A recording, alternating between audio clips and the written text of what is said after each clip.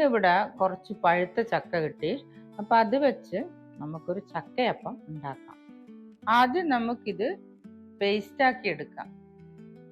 ചക്കയപ്പത്തിന് വേണ്ടിയിട്ട് ചക്കയെല്ലാം ഞാൻ പേസ്റ്റാക്കി വെച്ചിട്ടുണ്ട്. അതിൻ്റെ കൂടെ ചേർക്കാൻ വേണ്ടി കുറച്ച് അരിപ്പൊടിയാണ് ഞാൻ എടുത്തത്. പിന്നെ തേങ്ങ ചിരകി വെച്ചിട്ടുണ്ട്. പിന്നെ വെല്ലം ഉരുക്കി വെച്ച് കുറച്ച് ഞാനിവിടെ എടുത്ത് വെച്ചിട്ടുണ്ട്. വേണമെങ്കിൽ വേണ്ടുന്ന പോലെ ചേർക്കാം.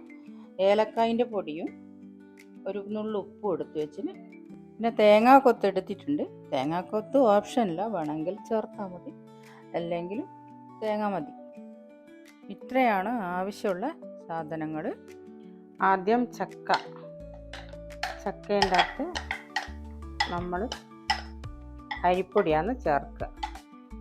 ചക്കേൻ്റെ അകത്ത് കുറച്ച് അരിപ്പൊടി ആവശ്യാനുസരണം എടുക്കുക. നമുക്ക് ഇനി മിക്സ് ആക്കേണ്ടതുകൊണ്ട് എത്ര വേണമെന്ന് നോക്കിയിട്ട് ചേർക്കാം. ഇനി തേങ്ങ ഇടുക.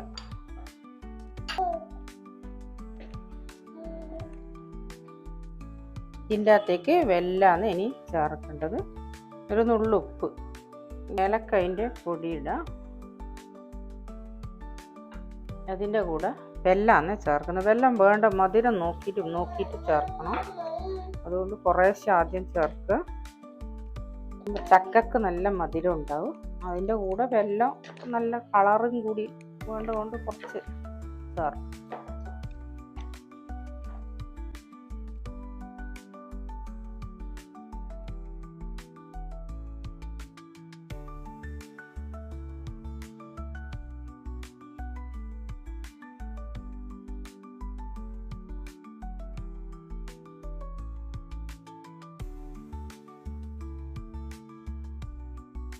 ചക്കയപ്പം ഇവിടെ റെഡി ആയിട്ടുണ്ട്.